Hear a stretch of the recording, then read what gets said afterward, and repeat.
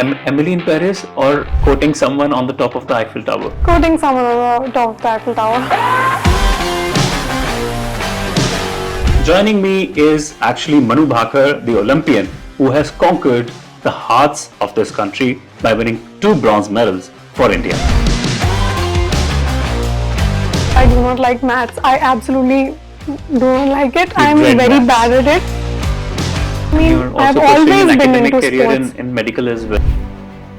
You ended the drought for India of 12 years. It's not an easy thing to do. What is it to pair with someone of Jaspal Ranaji's standards? What was your childhood like? I mean, was it very conservative childhood that you had? What was going through your mind when the South Korean shooter edged past you by just 0.1 point? The photos when they went viral with that of Neeraj, are we right to assume that there was some sort of a chemistry? Success, as they say, is not actually an accident. It's a sum of hard work, sacrifices, and also love what you love to do. Joining me is actually Manu Bhaker, the Olympian, who has conquered the hearts of this country by winning 2 bronze medals for India. Of course, many congratulations, Manu. I mean, what a pride that you have become for this country, not as a female athlete, but also as someone who has brought laurels, carrying the burden of so many Indians, crores of Indians, on your shoulders. I actually want to understand from you what was going through your mind when the South Korean shooter edged past you by just 0.1 points, and then that gut-wrenching moment. Also, on the other side, at the same time, how easy it is difficult to come back and take the second position from Yeji Kim at the end of the third series, because it's not two things are different, but both were gut-wrenching moments for you. I think firstly I was not looking at the monitor, so I was not aware of how much the gap was. I was just trying to do my process. I was just trying to follow my technique and process, because that's what gives me the best. So when I saw on the screen that I was on the third place and with 0.1. Ji. Although my groups and my scores were good, and so I was like, I don't know what to feel. I feel bad. I felt really bad, but then I was like, can't do anything now. So what was crisscrossing your mind at that time? I was sad, and I felt like I mean, did not feel very good, but again, can't change it now. Right.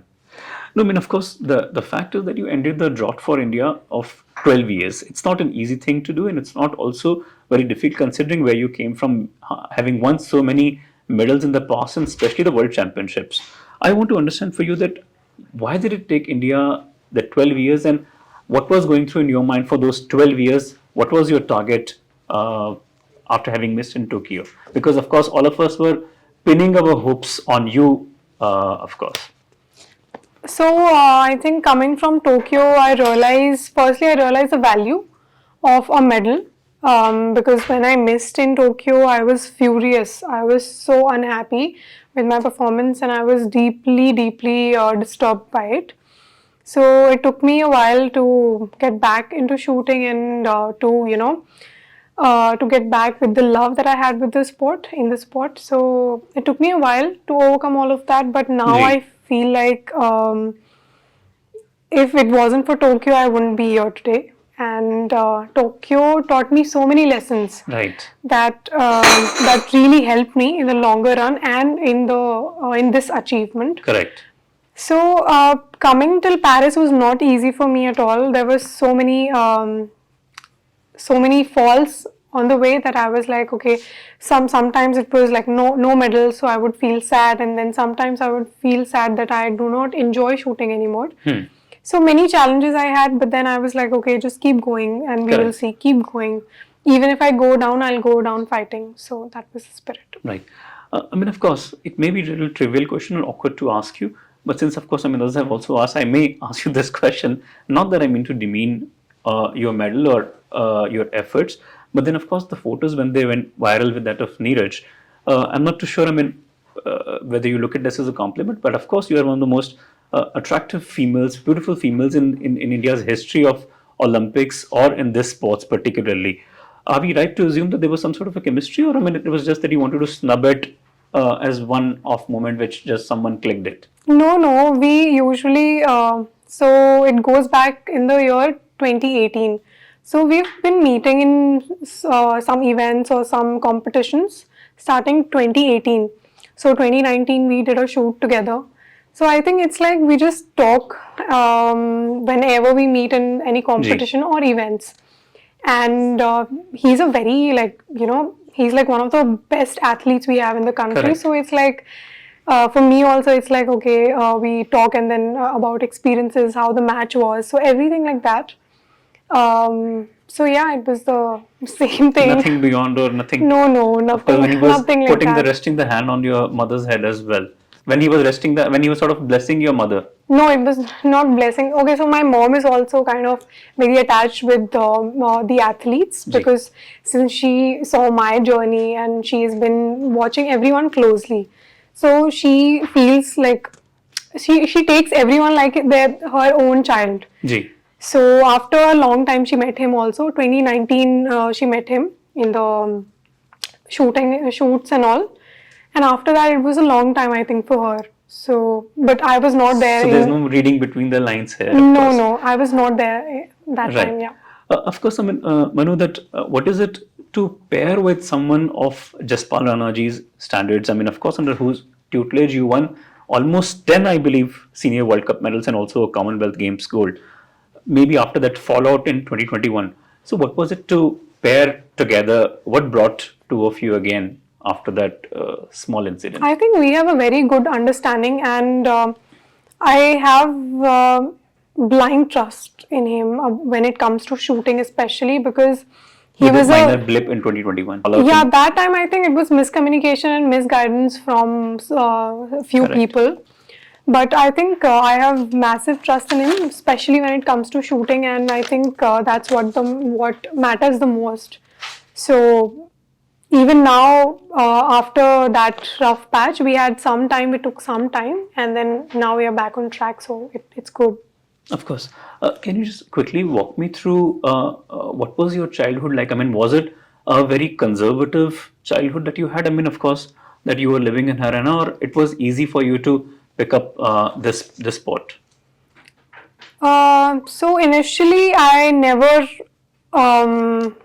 knew that people had an issue with me going to sports and all, being a girl. Because later on, I realized that was because I never got to know about all of that. That was because my mom was protecting me from all of that. Right. So it's a major role from her that she never let any of that come to me and affect me mentally, physically, or anything. So she always protected me from all of that, and she always made me feel like this was normal. This was like, you can do whatever you want. So she made me feel like that, and that was all the time when you were in a Haryana village. In village, I think it's not just like, it's not only like the conservative part, it's also like the people who support you also. Correct. So some people are like with the conservative kind of mentality, but many people are very liberal also. So how did the exposure to sports happen actually? So it happened at a very early stage. At 14? 14 the shooting happened. Even before that, I was into like athletics. I started with running and all. So I have many trophies and medals of best athlete of the year from my schools. So I used to take part in 100, 200, 400 relay races and everything. And I think back to back I won many years best athlete awards in my school days.